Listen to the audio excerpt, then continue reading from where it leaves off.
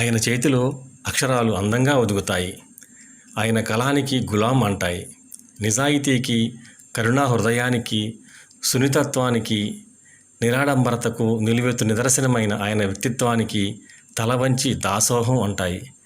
అక్షర సేద్యంతో సాహితీవనంలో ఎన్నో కవన బీజాల్ని నాటిన నిరంతర సాహితీ కృషీవలుడాయన.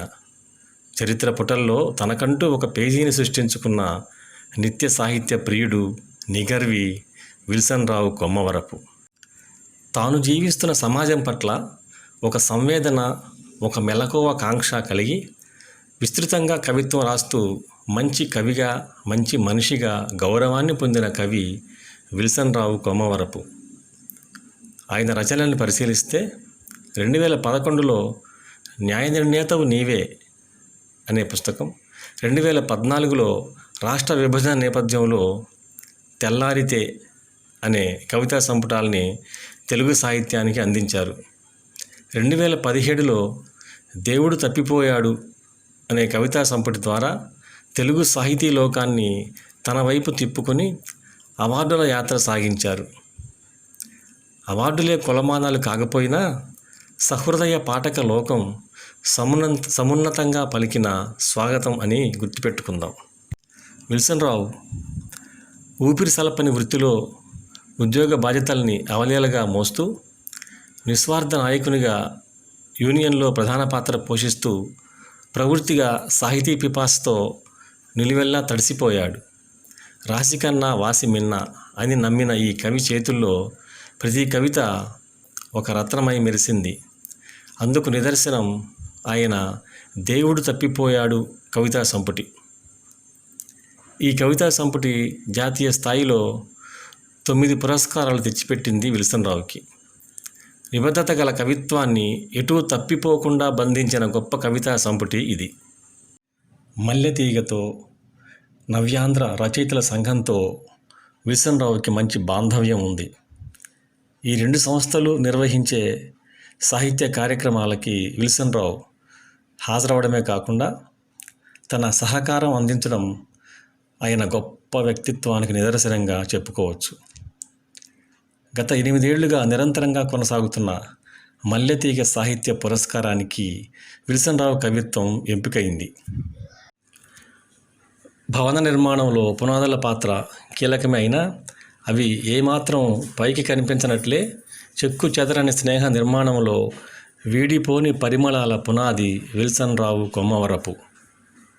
జీవిత బీమా సంస్థలో ఉన్నతమైన హోదాలో తన సేవలు అందిస్తూ నేడు ఉద్యోగ విరమణ చేస్తున్న కొమ్మవరపు విల్సన్ రావు కవిత్వం గురించి, ఆయన గొప్ప వ్యక్తిత్వం గురించి సాహితీ పెద్దలు, ఈతరం కవులు, సహోద్యోగులు, ఆయన మిత్రులు ఏమంటున్నారో చూద్దాం.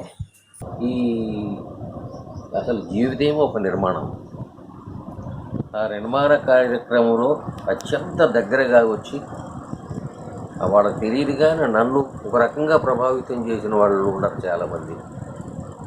వాళ్ళలో నెంబర్ 1 విల్సన్ రావు గారు. కొంతమందికి ఆశ్చర్యంగా ఉండొచ్చు ఈ మాట, కానీ వాస్తవం అది. మనుషుల్ని నేను మనుషులుగా చూడను, కవులుగా చూడను. కవి మనిషి ఒకటే. మనిషి నిర్మాణం, కవి నిర్మాణం ఏకకాలంలో జరిగింది. ఒక మనిషి అంటే ఏమిటి?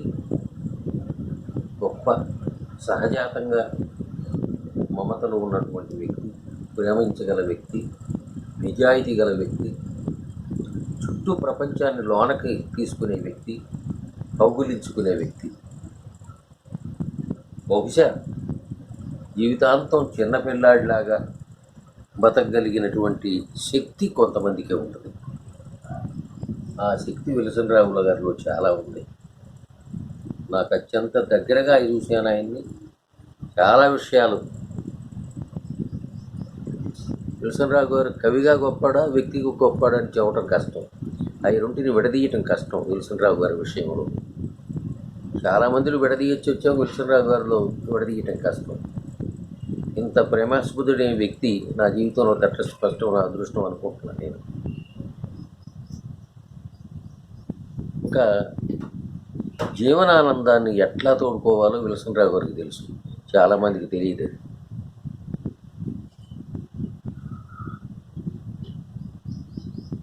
జీవితంలో చాలా కార్యక్రమాలు చేస్తాం. ప్రాణపదమైనటువంటి వస్తువుల్ని లేదా మనుషుల్ని అశ్రద్ధ చేసి పక్కన పెట్టే లక్షణం మంచిది కాదు. ఎదురుపడ్డ ప్రతి మనిషిని, ఎదురుపడ్డ ప్రతి వస్తువుని, చరాచరాల్ని లోనకు తీసుకొని నిత్యం విశాలమవుతూ సాగిపోయే ఒక నదిలాగా సాగిపోయే వ్యక్తులు కొంతమంది ఉంటారు. విల్సన్ రావు గారు ఒకడు. నాకు ఎప్పుడు గుర్తొచ్చే వ్యక్తులు కొంతమంది ఉంటారు. బహుశా నా జీవితంలో అటువంటి వాళ్ళలో విల్సన్ రావు గారు ఒకడు. మాకు పరిచయం తక్కువే కావచ్చు, కానీ చాలా సుదీర్ఘకాలంగా జీవించినట్టుగా ఉంటుంది నాకు. గొప్ప వ్యక్తి. గొప్ప వ్యక్తులు రేరుగానే కలుస్తాం, మనం అరుదుగా కలుస్తాం. ఒక గొప్ప వ్యక్తి అవడానికి ఆ గొప్ప వ్యక్తిగా అతను తయారు చేసుకుంటాడా, అతని వస్తుతత్వమా, లేకపోతే జీవనతత్వమా, లేకపోతే స్వాభావికమా అంటే ఇవన్నీ కలిస్తేనే ఒకడు ఒక గొప్ప కవిగాను గొప్ప వ్యక్తిగాను తయారవుతాడు. బహుశా నేను అనుకుంటే అప్పుడప్పుడు నా ఈ జీవనయానంలో విల్సన్ రావు గారు ఎలవకపోతే ఏదో కొంత కోల్పోయి ఉండేవాడిని ఏమో అనుకుంటున్నాను నేను.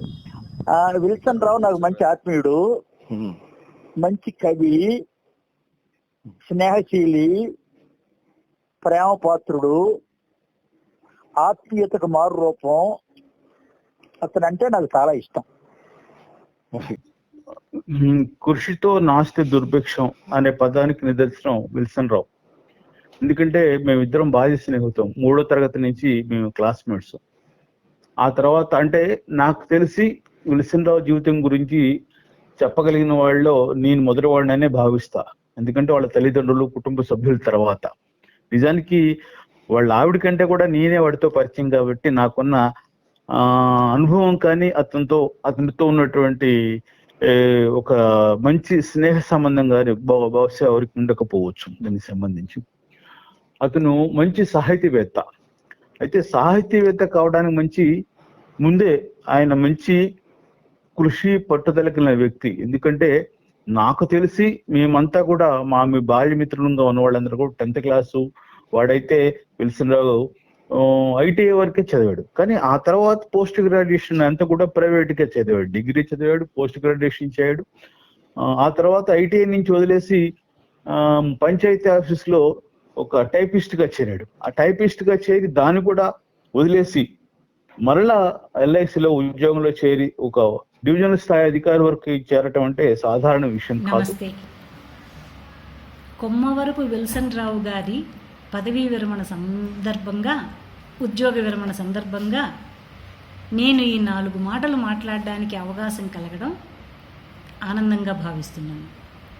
విల్సన్ రావు గారి కవిత్వంలో భూమి అట్టడుగు పొరల నుండి మట్టి పరిమళం మొలకలా ప్రారంభమై వృక్షంలా విస్తరిస్తుంది.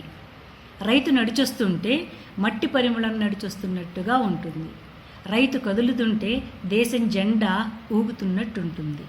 రైతు దుక్కి దున్నుతుంటే దేవుడు భూమిని ముద్దాడుతున్నట్టుంటుంది. దేవుడు తప్పిపోయాడని కవి అనుకుంటున్నాడు, కానీ కొమ్మవరపు వారి కవిత్వం చదివితే రైతును దేశం కాపాడుకోగలిగితే దేవుడు మనందరి మధ్య తిరుగుతున్నాడని అర్థమవుతుంది.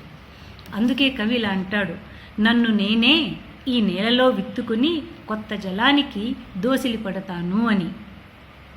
కవి తాను రైతుగా మారి సమాజ క్షేత్రాన్ని సస్యశ్యామలం చేస్తానని హామీ ఇస్తాడు. అన్ని సందర్భాలలోనూ విత్తు మొలక కావడం జరగదు, కానీ కవి తన జీవితమే విత్తు చేసుకున్నాడు కనుక విత్తు మొలకై పంట పండి ఫలాలు ఆశాజనకంగా ఉంటాయనడంలో ఎటువంటి విప్రతిపత్తి లేదు.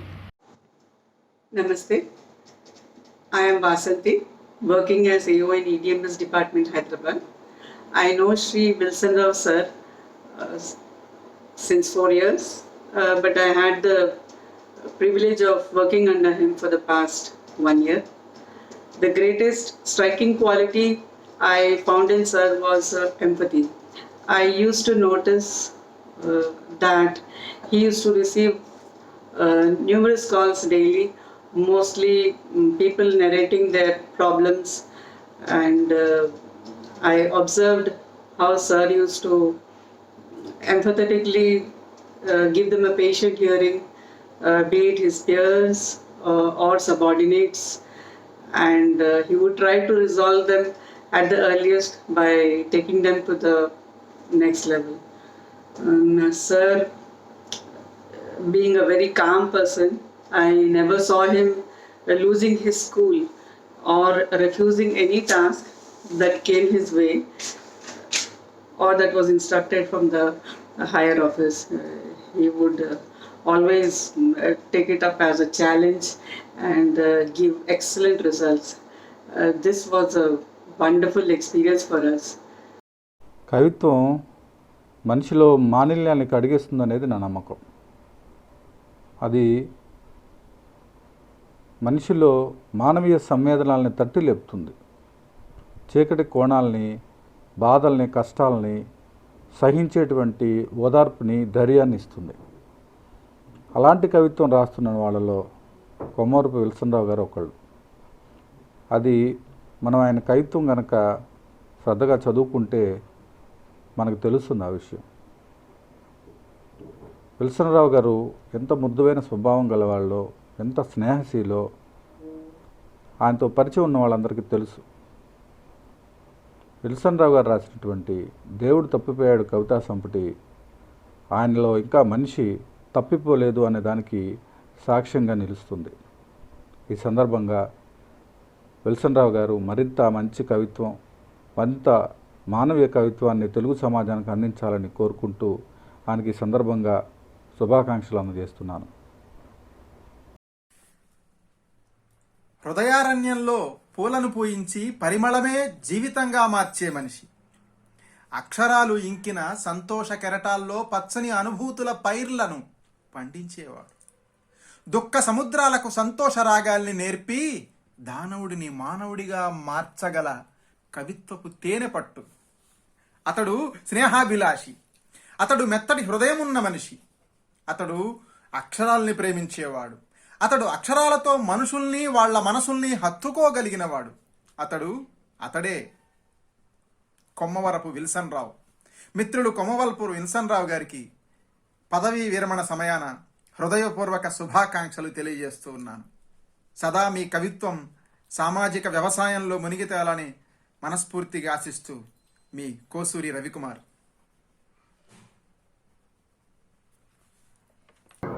అన్న గురించి నా ఆత్మీయ స్పందన.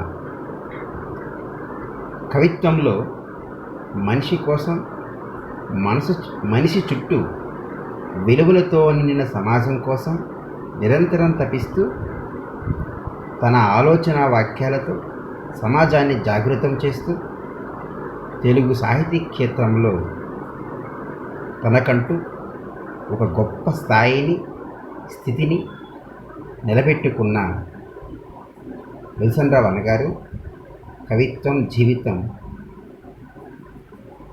బింబ ప్రతిబింబాలుగా కనిపిస్తారు. ఈ సమాజంలో ఏ మంచి ఉండాలని కోరుకుంటారో అదే మంచిని ఆచరించి చూపించడంలో ముందుంటారు. అన్న ప్రేమ, వాత్సల్యాన్ని ఎంతో చవిచూసిన వాడిగా అన్న గురించి ఏం చెప్పగలం అంటే, ఈ సందర్భంగా విశ్వ మానవీయత వైపు అడుగులేస్తున్న అన్న కవిత్వాన్ని చదువుకుంటూ ఎంతో కొంత స్ఫూర్తి పొందడం, అన్నకి తమ్ముడుగా అన్న నుంచి నేను నేర్చుకున్నటువంటి విశేషం. మిత్రులందరికీ నమస్కారం. ఈరోజు నా పదవీ విరమణ సందర్భంగా కలిమిశ్రీ గారు ఒక వీడియో చేస్తున్నాను, మీ స్పందన తెలియజేయండి అన్నందుకు కలిమిశ్రీ గారికి ధన్యవాదాలు. నా మిత్రులు, సాహితీవేత్తలు, విమర్శకులు నా సాహిత్యాన్ని ఇష్టపడుతూ నా కవిత్వాన్ని పరామర్శిస్తూ నన్ను ఎంతో ఉత్తేజితుడిని చేస్తూ నన్ను ముందుకు నడిపిస్తున్న ప్రతి ఒక్కరికి ధన్యవాదాలు తెలియజేసుకుంటున్నాను. నా జీవితం గురించి చెప్పాలంటే నా జీవితం పెద్దగా వడ్డించిన విస్తరేం కాదు. చిన్నప్పటి నుంచి కూడాను పొలం పనులు చేస్తూ ఎన్నో ఇబ్బందులు పడుతూ నేను ఇప్పుడు ఈ స్థితిలో ఎల్ఐసిలో ఒక అసిస్టెంట్ డివిజనల్ మేనేజర్ స్థాయిలో ఉన్నానంటే అందరి ప్రోత్సాహం, నా కుటుంబ సభ్యుల ప్రోత్సాహం, నా మిత్రుల ప్రోత్సాహం. సాహిత్యానికి వచ్చినప్పుడు కవిత్వం గురించి పెద్దగా నేను చెప్పాల్సింది ఏమీ లేదు, కానీ నా సాహిత్యాన్ని విశ్లేషిస్తున్న సాహిత్య విమర్శకులు అందరూ చెప్పేది ఏంటంటే, చాలా వస్తువులు తీసుకుంటున్న సందర్భంలో ఆ వస్తువుల తాలూకా ఏదైతే నేను రాస్తున్నానో దానిలో అనుభవించి, దానిలో జీవించి నేను రాసే ప్రతి పదం కూడా చాలా ఆత్మతో కూడి ఉంటుంది అని చెప్పేసి ప్రతి ఒక్కళ్ళు చెప్పడం నాకు చాలా ఆనందదాయకంగా ఉంది. నేను రాసిన 3 కవితా సంపుటుల్లో కూడాను దేవుడు తప్పిపోయాడు చాలా మంచి ప్రోత్సాహం ఇచ్చారు సాహిత్యవేత్తలంతా కూడా, విమర్శకులంతా కూడా. దగ్గర దేవుడు తప్పిపోయాడు పుస్తకం మీద 32 రివ్యూస్ వచ్చినాయని చెప్పేసారంటే ఆ పుస్తకంలో ఉన్న, ఆ గ్రంథంలో ఉన్న కవితలు చాలా ఆత్మీయంగా రాశానని చెప్పేసి అందరూ చెప్తున్నారు. వాళ్ళందరికీ కూడా ధన్యవాదాలు. నా రిటైర్మెంట్ సందర్భంగా చాలామంది మిత్రులు స్పందించారు. ఆ మిత్రుల్లో నేను వాళ్ళందరికీ పేరున ధన్యవాదాలు తెలియజేసుకుంటున్నాను. అట్లాగే నన్ను ప్రోత్సహించిన కలిమిశ్రీ గారు, ఈతకోట సుబ్బారావు గారు, గుడిపాటి గారు, నారాయణ శర్మ గారు, ముఖ్యంగా శివారెడ్డి గారు, ఇనాక్ గారు, వంశీకృష్ణ గారు, వీళ్ళందరికీ కూడాను నేను ధన్యవాదాలు తెలియజేసుకుంటున్నాను. నా కవిత ఎక్కడ ప్రచురించబడినా కానీ ఫోన్ చేసి అభినందించే మిత్రులందరికీ కూడా పేరున ధన్యవాదాలు తెలియజేసుకుంటున్నాను. అలాగే నా కుటుంబం 2 బిడ్డలు, వాళ్ళకి మంచి అల్లుళ్ళు దొరికారు. 2 మనవాళ్ళు, 1 మనవరాలు. హైదరాబాద్లోనే నేను సెటిల్ అవుతామని చెప్పేసి అనుకుంటున్నాను. నాకు ఇక్కడ దొరికిన మిత్ర బృందం అంతా కూడాను విజయవాడ కానివ్వండి, విశాఖపట్నం కానివ్వండి, నెల్లూరు కానివ్వండి, సాహితీవేత్తలు ప్రతి వాళ్ళు కూడా నన్ను ముందుంచి నడిపారు. వాళ్ళందరికీ కూడాను ధన్యవాదాలు తెలియజేసుకుంటున్నాను. ఈ సందర్భంగా కలిమిశ్రీ గారు ఈ అవకాశం ఇచ్చినందుకు వారికి కూడాను కృతజ్ఞతలు తెలియజేసుకుంటూ విరమించుకుంటున్నాను. ధన్యవాదాలు.